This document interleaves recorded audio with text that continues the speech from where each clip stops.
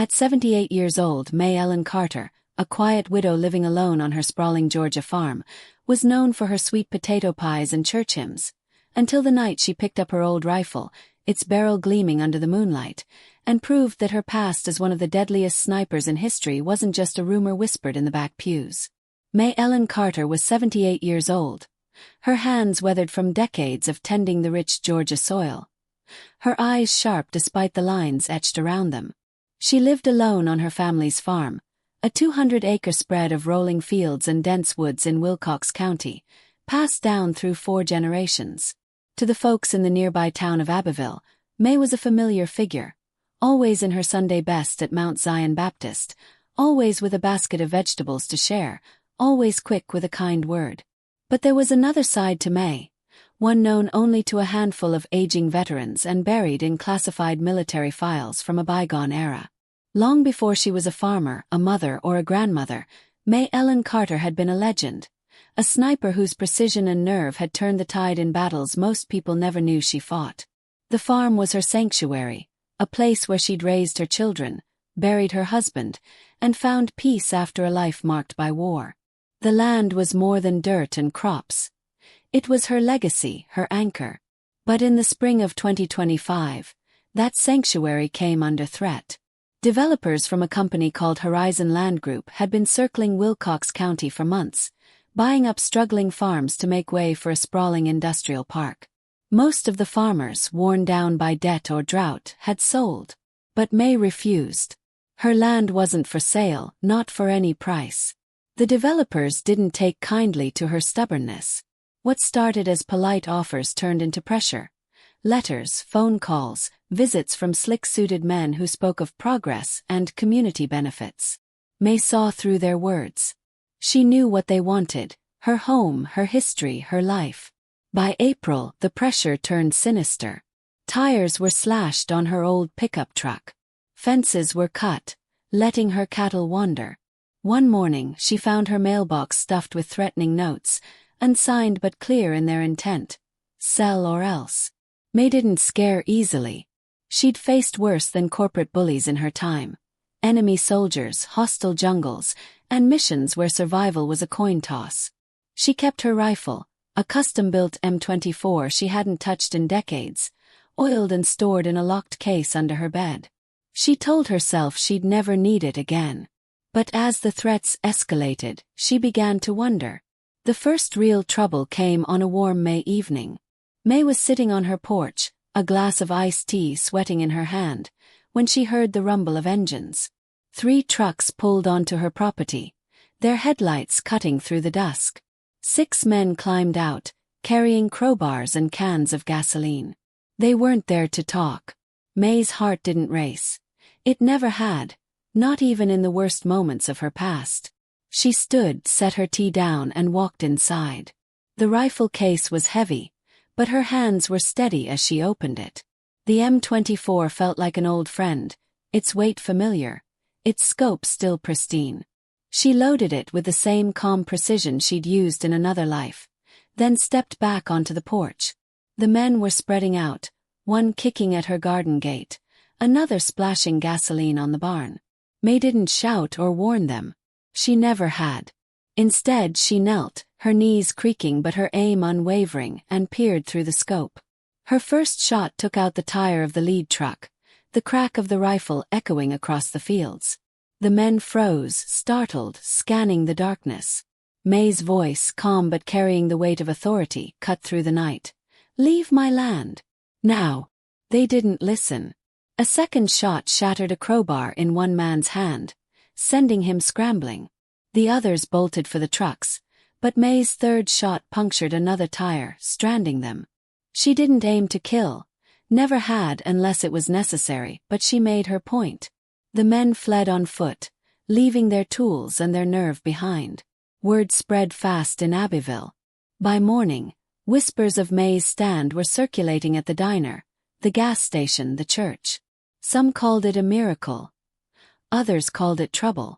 The sheriff, a good-natured man named Tom Hargrove, came by to check on her. He'd known May his whole life, called her Miss May like everyone else. "You all right out here?" he asked, eyeing the bullet holes in the truck tires still parked on her land. May nodded, her face unreadable. Just protecting what's mine, Tom. He didn't press her. He knew better. But he warned her the developers wouldn't stop, and they had deep pockets and deeper grudges. May wasn't naive.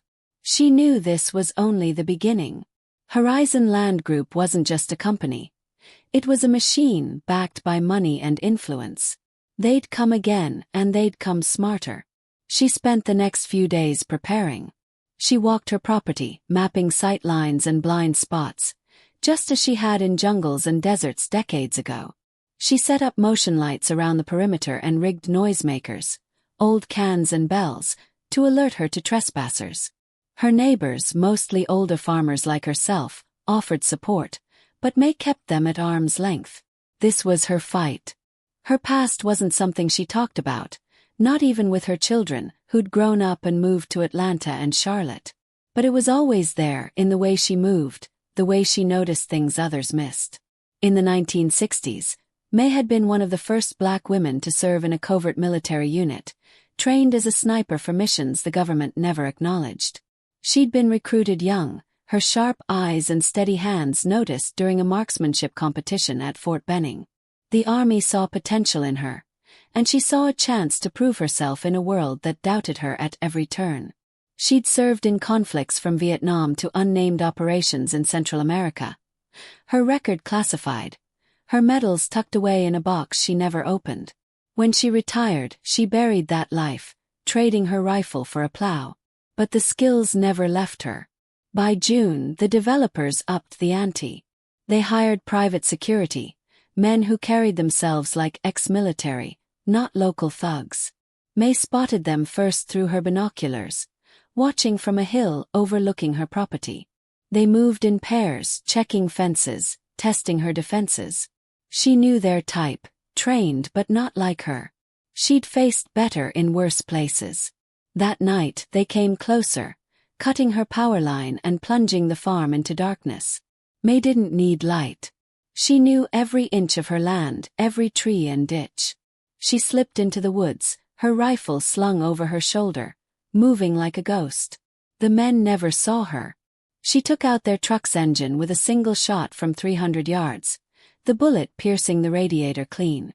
When one reached for a radio, her next shot clipped the antenna, rendering it useless. They shouted to each other, confused, their flashlights sweeping the trees. May's voice came again, low and steady. "You're on my land. Leave or you won't." This time they listened, retreating into the night. But May knew it wasn't over. She sat up until dawn, her rifle across her lap, her mind turning over what came next. The community rallied behind her. Church members brought food, neighbors offered to stand watch, and even the local paper ran a story about Miss May's stand. But the attention brought trouble. Horizon Land Group filed complaints with the county, claiming May was a danger, a vigilante.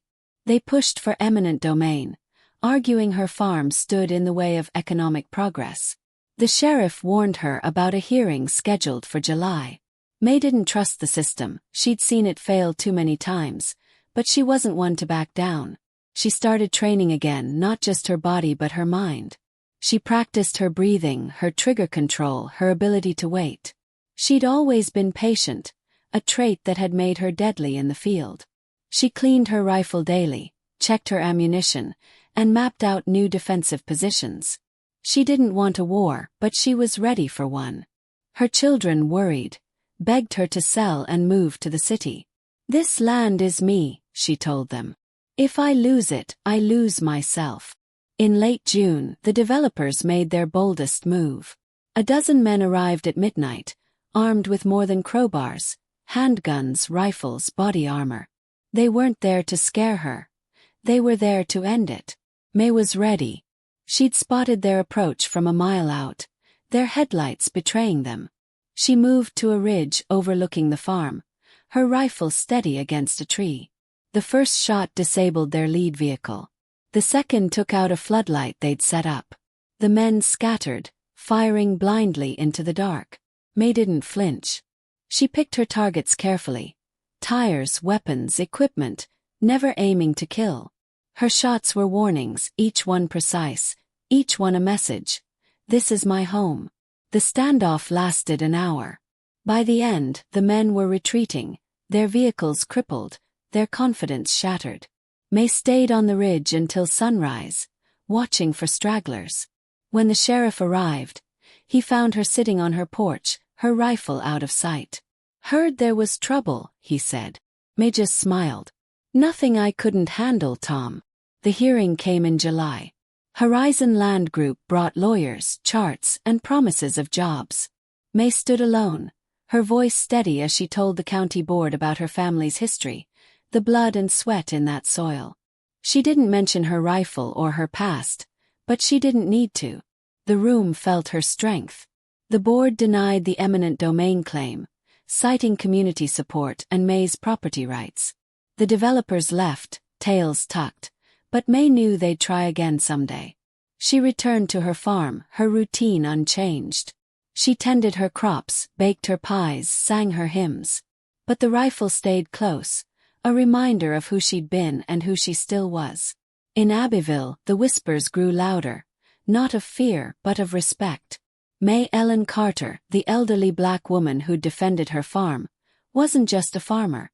She was a warrior, her legacy as unyielding as the land she called home.